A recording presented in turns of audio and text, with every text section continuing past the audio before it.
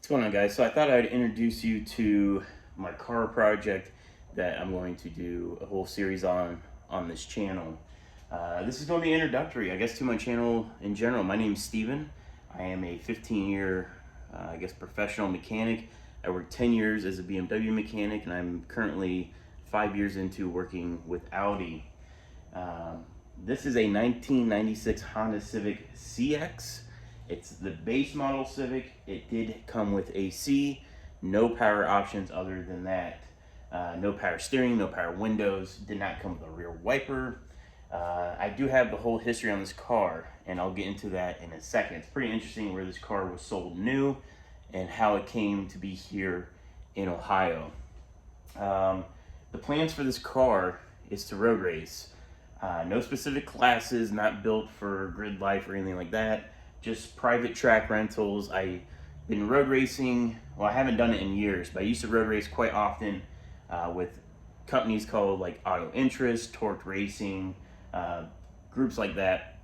And I wanted a car that if I wrecked it, I wouldn't be horribly upset about it.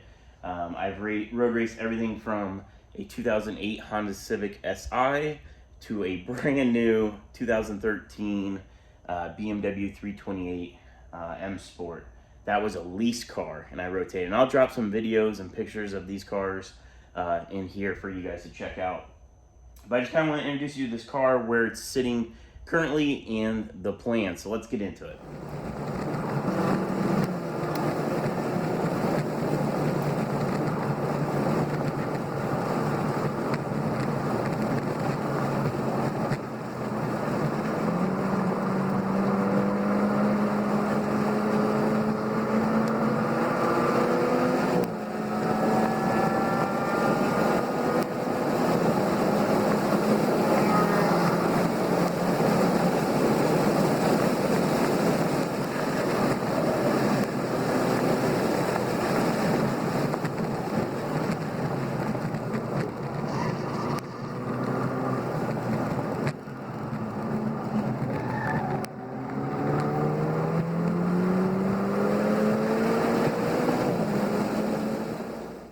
All right, so this is a 96 Civic. It's really dirty right now. It's been sitting outside for months.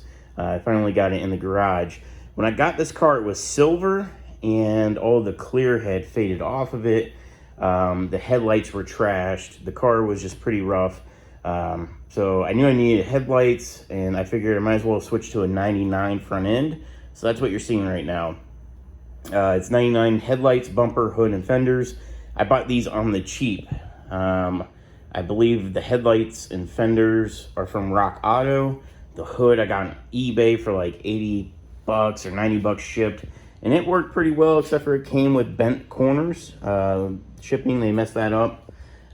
This is really dirty. It needs washed. Bumper, I think, came off eBay. I do have the grill. It's in the car. If you notice, there's overspray on everything. Everything is white. So I had to get this car. I got all the dents out of it. I did dents and body work. The car itself was rust-free as far as the chassis. The quarters are 100% sheet metal, never been replaced. They're solid.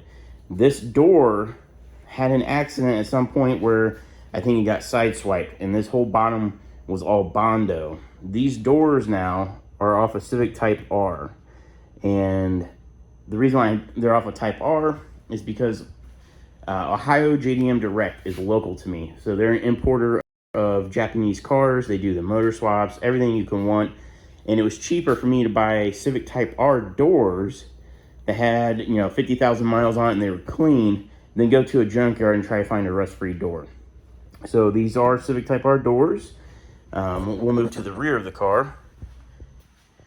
And it has a Civic Type R legit hatch. The reason that is on there is because the factory hatch had tint that was put on it, I'm pretty sure in 1996, when this car was bought in Hawaii. And that's right, this car is from Hawaii.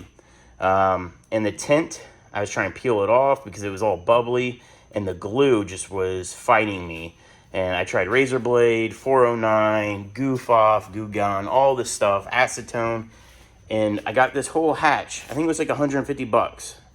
rust-free, and it's a CTR, so the tint is factory. It's not a film. It's actually in the glass. So I said, you know what, for 150 bucks, I'll just get the hatch, and then I don't have to worry about spending 20 hours to try and get that glue off. You couldn't see out the back glass. That's the main reason I did, is you couldn't see out. The car had this like 5% tint on it, and you can see it's still on there. I want to get this off. It was on the front windows. This is off the Civic Type R. Didn't have tint on it, so that was nice. I did the body work on it, and the car had to get out of my garage, and I didn't want it out in bare metal, and so I had to get paint on it. I knew I just wanted to paint it white. This is just Rust-Oleum white spray paint. As you can see, everything's oversprayed. No big deal because these wheels are bent. I don't plan on running these. These are GSR Fat 5s. Being I'm at a dealership, I can get these straightened. I'll probably straighten them, paint them, sell them, recoup some money. These tires are super old. They're road huggers. Nothing I want to use on the track. These are just to get the car moving around. So overspray doesn't matter to me. So there is some trim pieces I need to put back on. The mirror was busted, so I picked up these off eBay. This whole build is function over form. People are going to be super mad that these are off-brand carbon fiber mirrors and not spoons or whatever. I could care less. Wiper blades were shot. I could care less about them being sprayed. I'll go through and touch up some of the overspray, but for the majority of it, it's going to be a track car. And I know it looks real crappy. It's dirty. I got to paint the grill. The grill's in the car.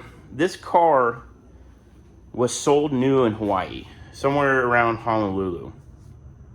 It was there for a few years, and then it got transported to Pennsylvania, and I have a full Carfax on this car. When I bought the car, it had a Marines bumper sticker on it. I'm thinking somebody that was a Marine or in the Army or whatever bought this car new, and then they transferred back to the States, to the mainland, if you will, and transferred the car with them. It lived in Pennsylvania most of its life. It got traded into a dealership, a Honda dealer in Ohio, where I'm at. From there, it looked like it kind of got passed around some different technicians. Like, it went from owner to owner, like just months apart. Like, there was 4 owners in the last couple of years. I bought it off of a Honda salesman. A guy who worked at Honda was a salesman. At some point, I think one of the techs or whoever worked at Honda has slammed this car. It is on stock springs right now, but it's got DNA struts. DNA, if you don't know, it's the cheapest of the cheap shit you can buy, and they're actually all blown. All 4 corners are blown. You drive this thing, it sounds like the wheels are falling off. Since I've owned this car for almost 3 years, I probably put 200 miles on this thing, if that. Literally, probably a tank of gas.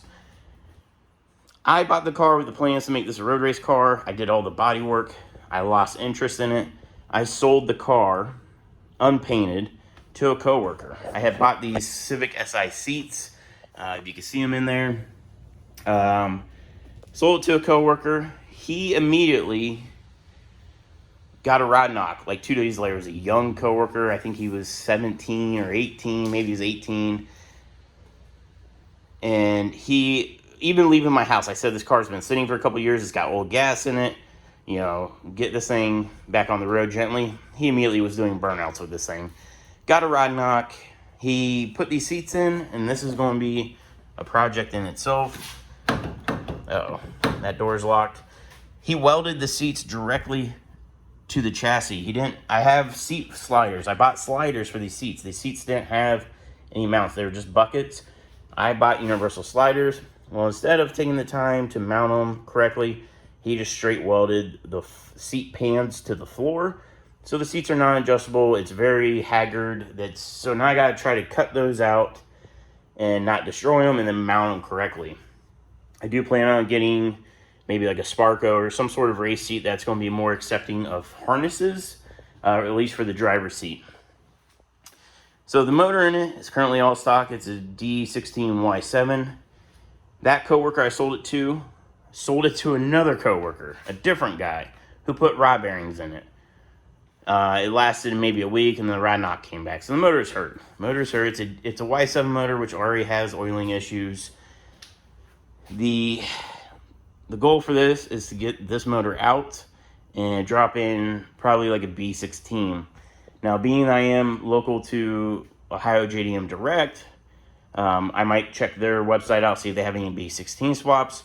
There's also quite a few junkyards here that always get Hondas in, and I'll keep my eyes open for a B16 swap. If I can find a GSR swap or maybe an LS, you know, we'll go that route. I would prefer to have something that's a little bit higher revving, like a B16 or a GSR, over an LS. Suspension-wise, I'm going to use off-the-shelf parts. First thing we got to do is get some struts and coilovers. I'll probably just do lowering springs. I've always had good luck with lowering springs. Not trying to do like $1,000 coilover setup on this. This is just going to be a non-competitive, just get some seat time, have a good time type car. If it gets wrecked, it gets wrecked. I will paint this to match the rest of the car. The wing still needs painted.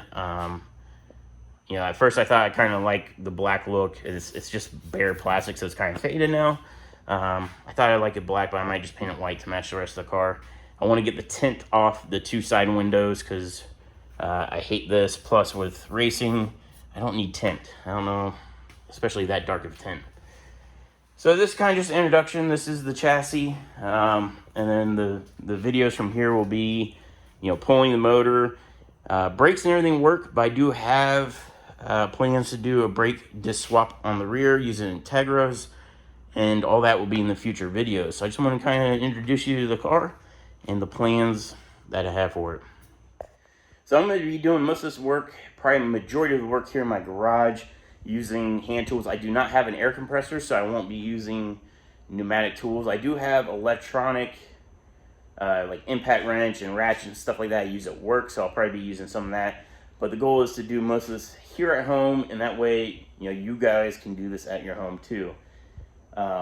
I plan on replacing the brake lines. It does have newer brake lines. They've been replaced at least once because the brake lines are ran next to the factory ones. So I do plan on, I'll probably do like nickel copper lines just so I know I don't have to do them again, and just try to get the brakes, you know, worry-free. I don't want to worry about those down the road. So hopefully you guys will tag along for this project. I don't know how long it'll take. It is now winter time. It snowed once here, but we're not there yet. We're getting there. It's middle of November, so this will be the winter project, and we'll try to get this thing up and running and track ready by springtime. So click that subscribe button, click notification bell if you want to be alerted when the new videos for this project come out. Thanks for watching, guys, and I hope I see you in the future.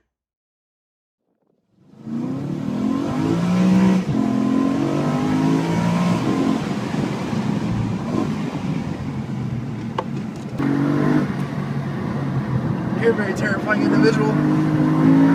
Oh, we're about to lap him again.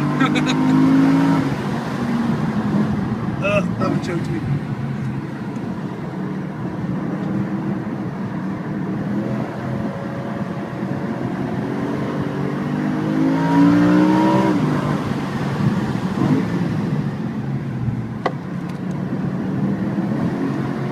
Oh, we're sliding a lot now.